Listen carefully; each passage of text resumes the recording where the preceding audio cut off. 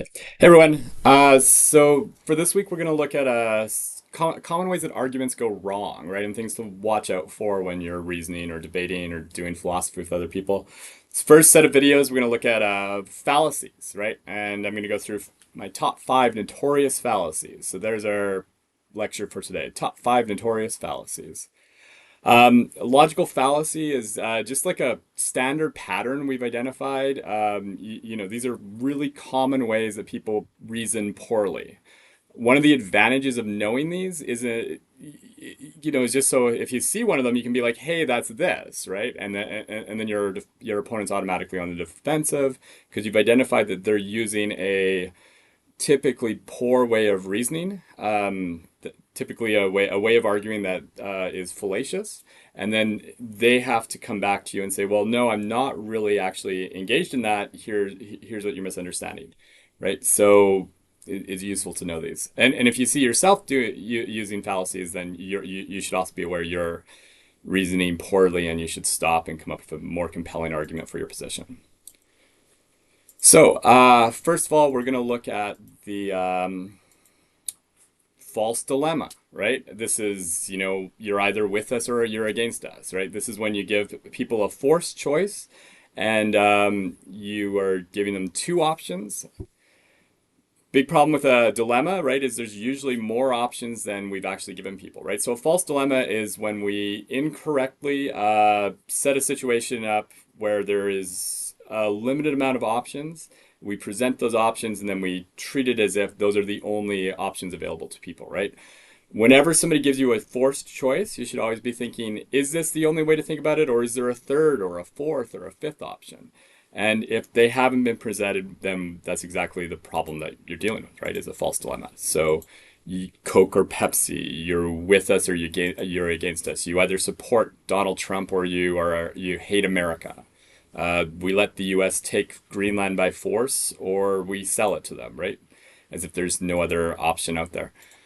That's a forced dilemma, right? Really, really common. We see it all over the place. You see these in politics all the time.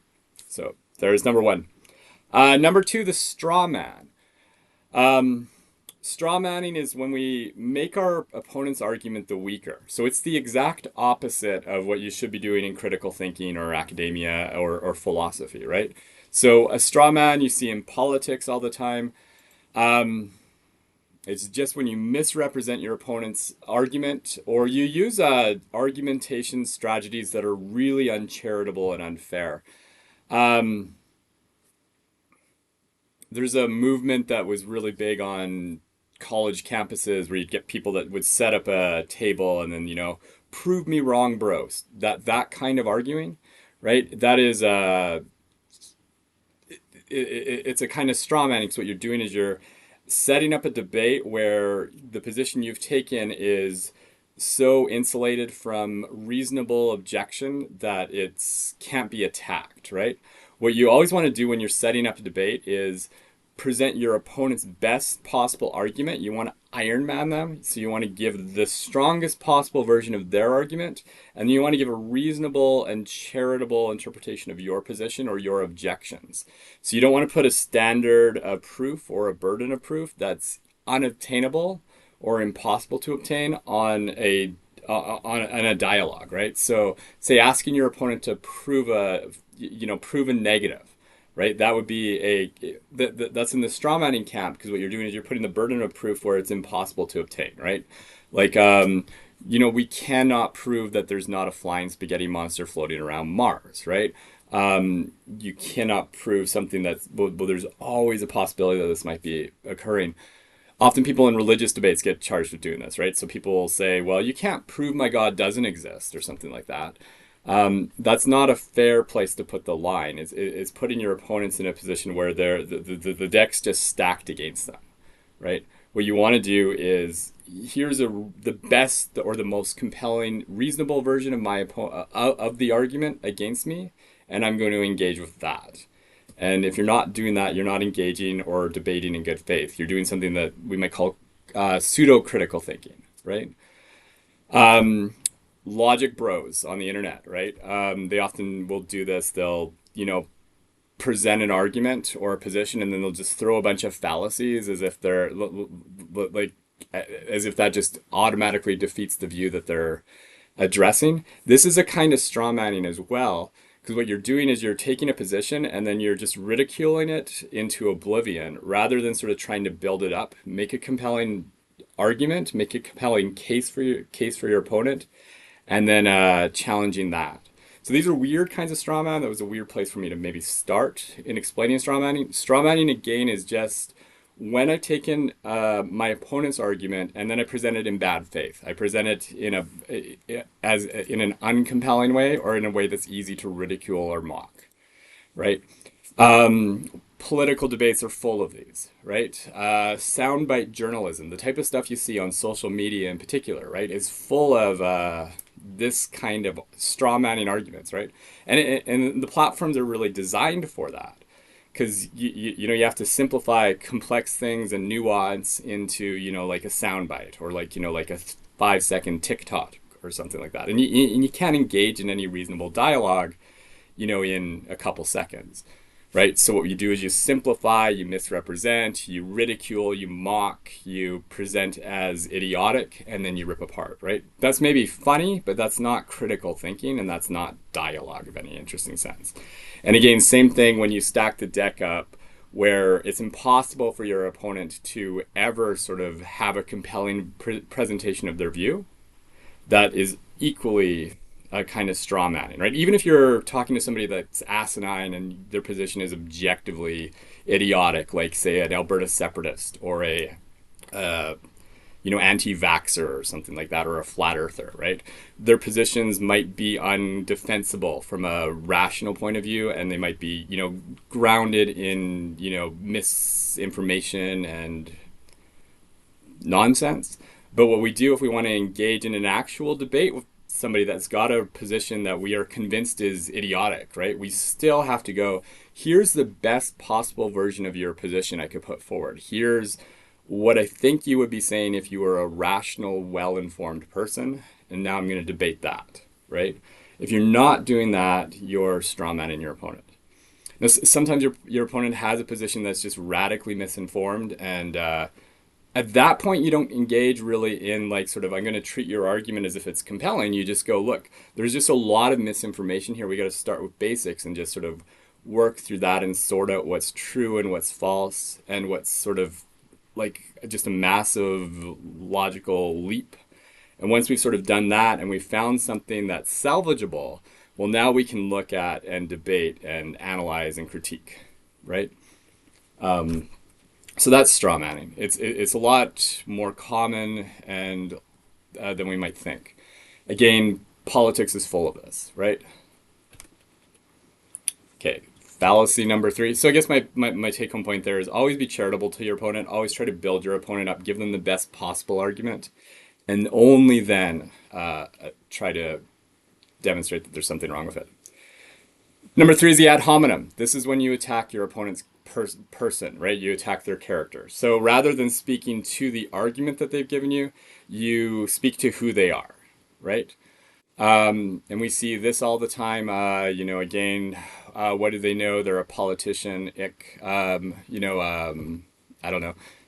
People sometimes say things like, I don't see why a man's position on abortion would be relevant. What do they possibly have to say about a woman's body? While it's true, men have radically different stakes in debates about, say, abortion and stuff like that. That doesn't mean that they can't have rational, compelling things to say or arguments to say. There's this great protest in Minneapolis this week, right? Where, some logic bro idiot blogger was trying to, go down and talk to protesters and trying to, demonstrate that they're crazy or I don't know, insurrectionists or anti-American or something. And the protesters, recognizing the social complexity of the situation, immediately, recognize you shouldn't engage with somebody like that. They're just going to try to get a gotcha moment with me on camera and make me look like I'm crazy or an idiot. So rather than engaging with them, what the lady did was something really rhetorically powerful, but not logically compelling. She started mocking him, right? And she started, dancing around and mocking his ability to speak, or she was like, "I'm a tall man, I'm a small man, right? I'm so smart." And I mean, those are again rhetorically powerful methods, but they're not logically compelling. She's not giving a good argument. What she's doing is she's not even engaging with him, right? And she's doing so for good reasons, right? She recognizes this person doesn't want to dialogue in good faith. This isn't grounds for having a reasonable critical discussion of our position and his position. What he wants to do is he wants to make me look like I'm an insane threat to America, and I'm not going to let him do that. I'm just going to mock him as a speaker, and I'm going to dismiss him there. So she's engaging in something fallacious, but one of the things we got to keep in mind about fallacies and logic in general is rhetoric is often motivated by fallacious reasoning. Rhetoric, the tool of convincing people of something, usually is motivated by appealing to people's emotions, right? Or doing things that are going to be politically powerful. Logically compelling argumentation is rarely the kind of thing that is rhetorically powerful, right? If we want to find the truth, if we're sort of in like an academic environment where we want to know what should we actually believe about this, well, there you engage in scientific dialogue and experimentation and logically compelling argumentation, right? Because you're all operating in good faith, right? But when we're in the political sphere or the public sphere, we are rarely in that business, right? We are often dealing with power dynamics, or we're dealing with, we're trying to sell something to somebody, so we're trying to manipulate them. And in those cases, it is rarely the case that logic's going to be what does the job. So one of the nice things about knowing about fallacies, right, or cognitive biases, is if you want to motivate people to believe what you want to believe something, these are often more powerful techniques than logic itself. In a power dynamic relationship where somebody's trying to oppress you, right, sometimes attacking who they are is way more powerful than engaging in a meaningful logical debate with them, right? Or if somebody's trying to silence you, mocking them, trying to silence them is much more powerful, right? Ku Klux Klan, right? You don't want to engage, against like a racist or somebody that's trying to, kill you or silence you, right? You want to mock them for thinking that they're big and powerful and scary, right? You take away their authority, you take away their power, and that takes them out. And so in those cases, attacking the person, completely reasonable, but it's not a logically compelling argument.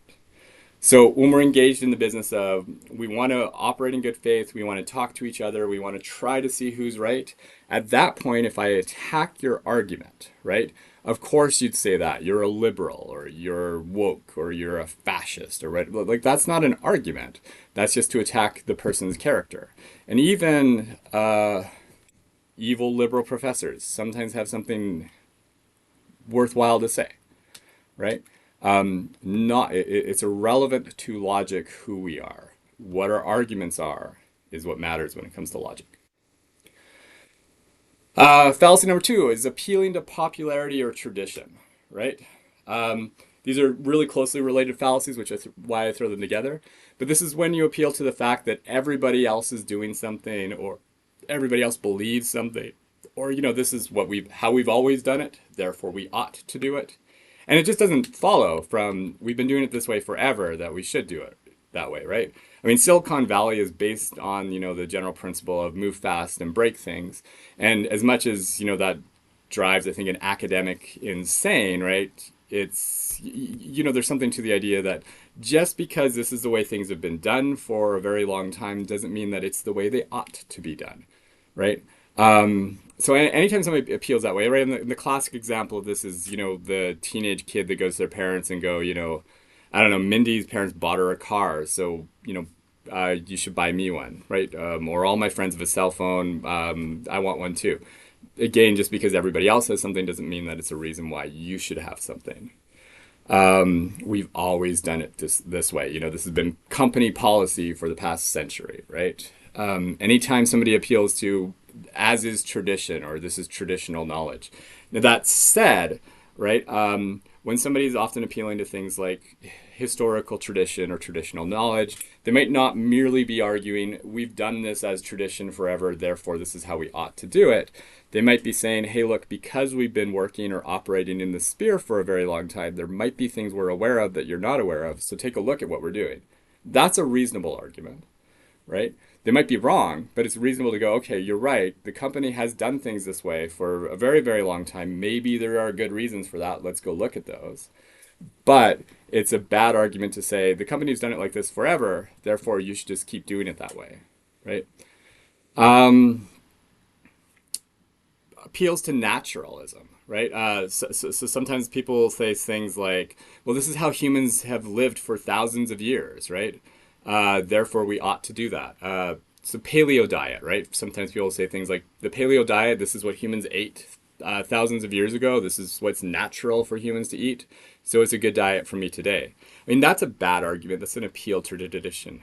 Just because our ancestors supposedly ate a certain way doesn't mean that it's a good way for us to eat today. In fact, they had very little knowledge of what's good for our bodies, right? They had radically different scientific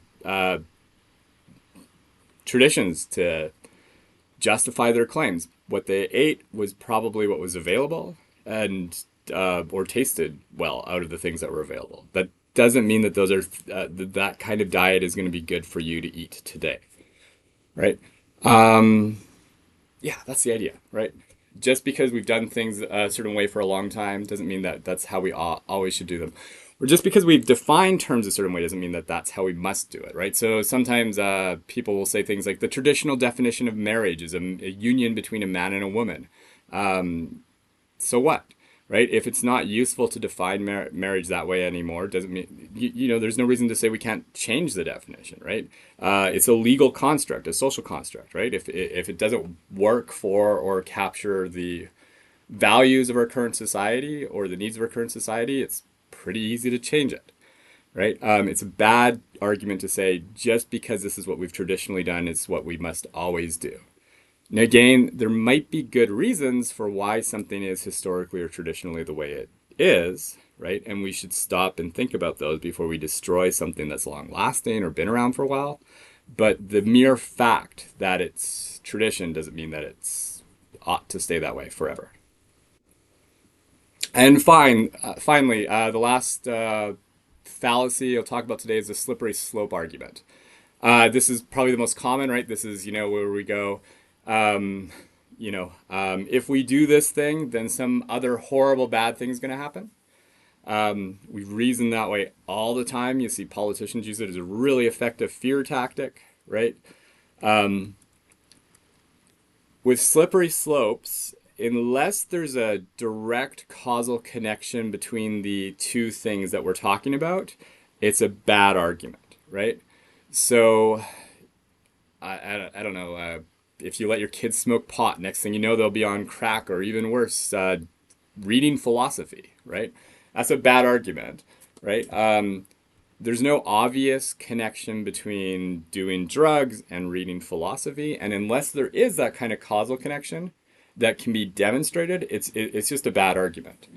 But what we see that we usually, again, we'll see this in politics, right? People will say things like, we can't change the definition of marriage because then, next thing you know, I don't know, people will be marrying their house plants or something stupid like that. Again, if there's no reason that's demonstrated that shows, say, a causal connection between, say, two consenting adults that love each other, joining together in a legal contract, a marriage, and, somebody choosing to be legally connected to their houseplant or their dog or something weird like that, then there's no reason to think that there's a genuine slippery slope here, right? People will often do this about policy proposals in politics, right? They'll say things like, if we pass this policy, then this other horrible thing will happen. You should always go, where's the causal connection? Where's the reason why we can't make a distinction between the big thing that you're scared of and the thing we want to do today? And if there's no reason to think that there's not, and if there's not any compelling reason to think that we couldn't draw a line on some sort of principled ground, then it's just a bad argument. All right, that's what I got. So we will talk soon.